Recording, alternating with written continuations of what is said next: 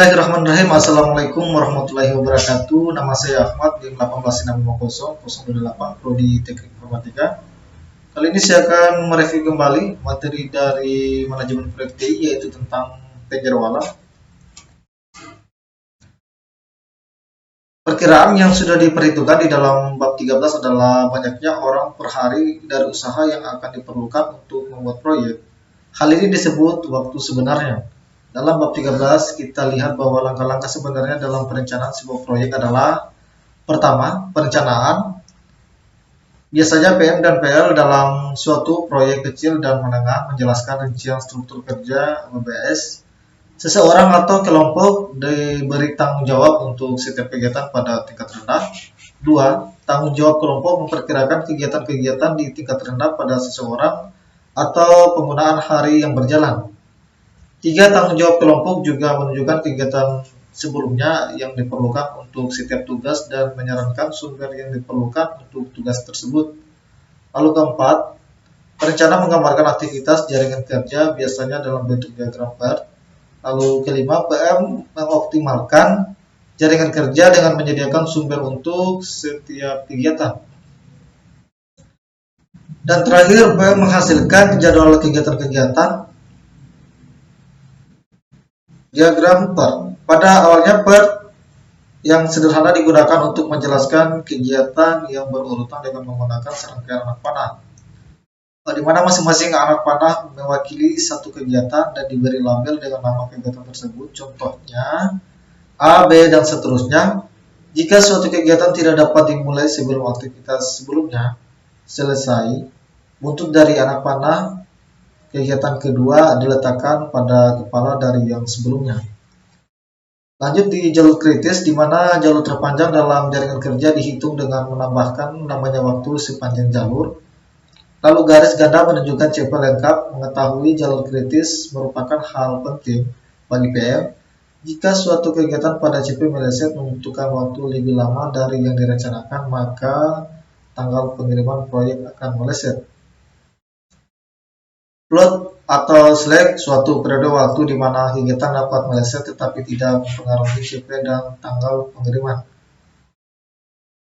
Float bebas dan float total, di mana free float adalah waktu float di mana kegiatan sebelumnya tidak berpengaruh pada kegiatan lainnya. Dan project float adalah hal yang dimiliki manajer proyek untuk digunakan sebagai kebijaksanaannya. Beberapa manajer proyek kadang melangkah terlalu jauh dengan tidak memberikan informasi tentang kegiatan-kegiatan floatnya. Selanjutnya di kegiatan Ruby, di mana sejauh ini diagram PERT digambarkan sebagai kegiatan dalam format anak panah. Penarikan mundur yang utama pada bentuk PERT ini adalah dibutuhkan untuk kegiatan Ruby. Akan lebih baik untuk mempunyai titik awal dan titik akhir yang unik untuk masing-masing kegiatan. Sebagai contoh, jika seseorang menunjuk kegiatan di antara titik 2 dan 3, hal ini tidak jelas kegiatan mana yang dimaksud. Kegiatan ini akan membingungkan ketika jaringan kerjanya adalah komputer. Selanjutnya, kegiatan pada titik atau jaringan kerja yang diutamakan. Aktivitas pada titik atau jaringan kerja yang diutamakan adalah bentuk lain dari diagram PERT.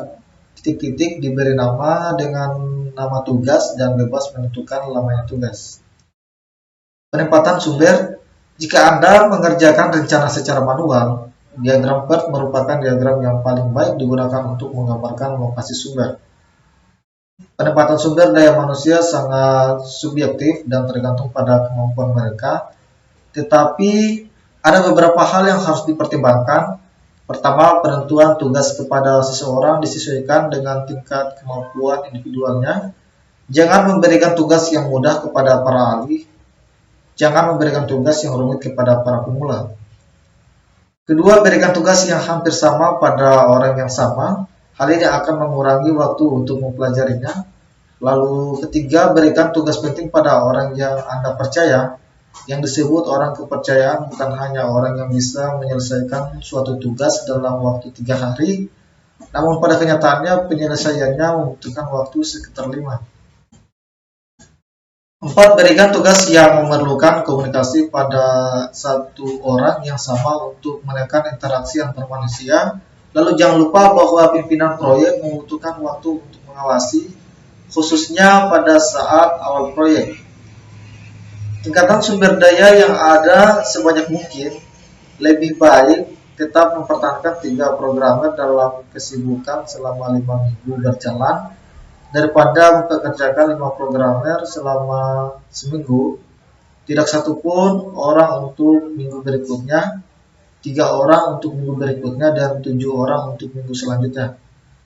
Keputusan penempatan staf dapat ditetapkan berdasarkan hal berikut. Programmer mempunyai kemampuan menangani proyek, tetapi P2 dan P3 hanya dapat menangani proyek dalam waktu yang lebih pendek. Modul A, B, dan C merupakan modul yang paling sulit, namun mempunyai kesamaan sehingga pimpinan proyek dapat membantu P2 untuk membuat semua kode. Dengan adanya PL dan CP akan mengurangi stres PM.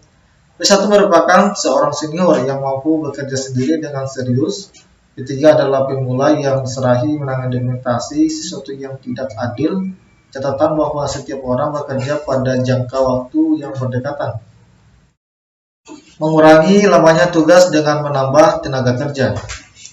Menambah tenaga kerja dalam suatu tim tidak perlu mengurangi lamanya tugas-tugas.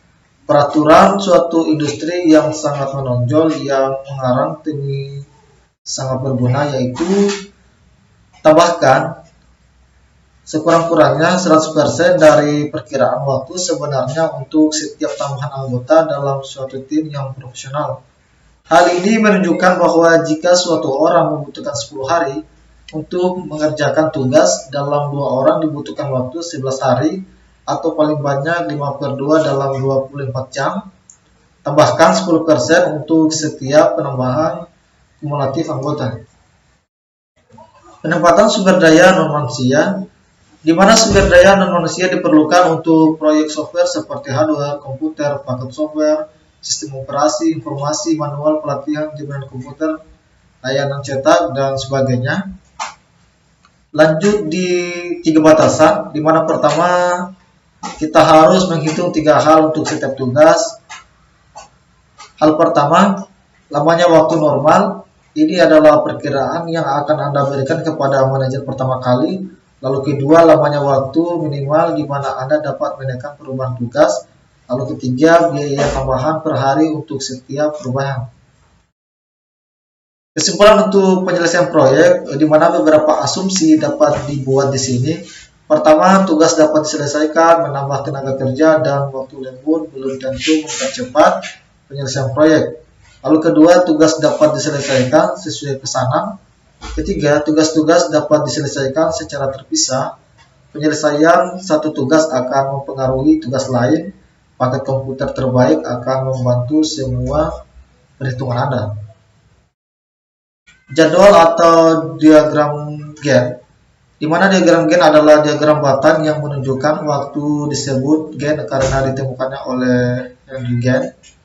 Langkah-langkah menggambarkan Gantt adalah langkah pertama, gambarlah suatu waktu di posisi atas, pilih satuan waktu sehingga Anda memerlukan tidak lebih dari 2 diagram.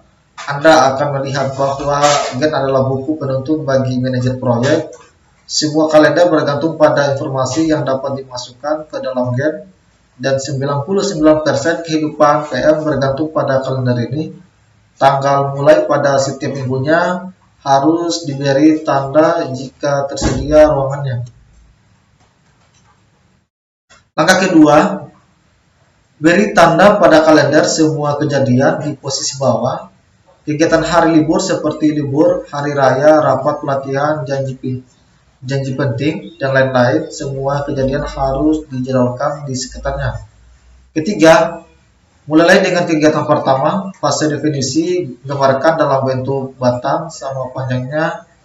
Dengan 1 hari pada PER, beri tanda orang yang bertanggung jawab di dalamnya, dan presentasikan waktu yang Anda diharapkan untuk setiap orang yang bekerja pada proyek tersebut, jika tidak 100%. Kemungkinan tugas untuk setiap kegiatan, tanya pada diri Anda sendiri apakah ada pekerjaan yang akan diperpanjang waktunya untuk tugas khusus ini. Langkah kelima, ulangi kembali langkah 3 dan 4, jadwalkan semua tugas-tugas dalam part dari kiri ke kanan, dari atas ke bawah untuk tugas-tugas yang paralel. Sebuah tugas dimulai bila kemungkinan tugas yang sebelumnya telah diselesaikan. Tambahkan kemungkinan yang banyak pada tugas khusus terakhir, sistem tes, sebagai ukuran keamanan. Dan langkah ke-6, beri tanda semua kejadian-kejadian penting, beri tanda kejadian penting utama yang menunjukkan penyelesaian dari kejadian penting dan produk-produk. Yakinkan bahwa kejadian penting tersebut cukup sering, jadi waktu di antara satu kejadian cukup pendek sehingga tidak akan lepas kontrol. Lakukan setiap 2 atau 3 bulan selama 12 proyek itu berjalan. Jadi kesimpulan untuk penjadwalan, di mana sampai pengarang menulis buku ini, biaya personal komputer dengan software manajemen proyek yang sangat sempurna sama dengan gaji seseorang manajer proyek selama 1 minggu. Biaya ini tidak dapat dihindari dalam pemakaian sebuah produk komputer untuk menggambarkan PET dan GET, untuk menghitung CP dan sebagainya. Personal komputer juga berguna untuk menggambarkan kembali proyek GET ke dalam sumber daya GET tersendiri untuk setiap orang, meliputi jadwal kegiatan orangnya. Jika Anda tidak pernah menggambarkan PET atau GET secara manual, pertama-tama kerjakan ini pada kertas untuk mempelajari konsepnya, kemudian gunakan personal komputer. Tetaplah mempertimbangkan 3 bagian dari GET. Bagian pertama adalah untuk diri Anda sendiri dengan semua float dan kemungkinan yang terlihat. Bagian kedua adalah untuk individu-individu yang terlibat, ini merupakan sumber daya GET bagi mereka. Bagian ketiga adalah untuk distribusi bagi manajemen tingkat atas. Arti penting total float adalah menunjukkan jumlah waktu yang diperkenankan suatu kegiatan boleh ditunda tanpa mempengaruhi jadwal penyelesaian proyek secara keseluruhan.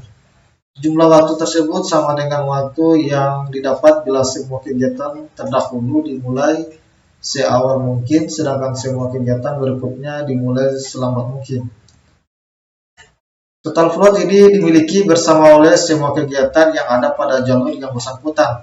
Hal ini berarti bila salah satu kegiatan telah memakainya, maka total float yang tersedia untuk kegiatan-kegiatan lain yang berada pada jalur tersebut adalah sama dengan total float semua dikurangi bagian yang telah dipakai.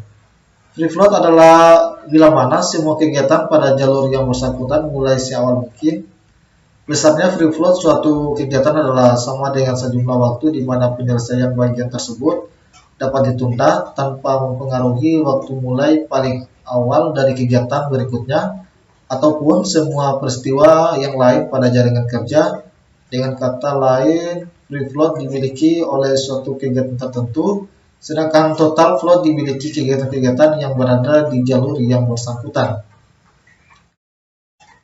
Mungkin itu saja yang saya dapat jelaskan tentang materi dari penjadwalan. Lebih dan kurangnya mohon dimaafkan. Saya akhiri dengan ucapan wallahumma wafiqillah. Wassalamualaikum warahmatullahi wabarakatuh.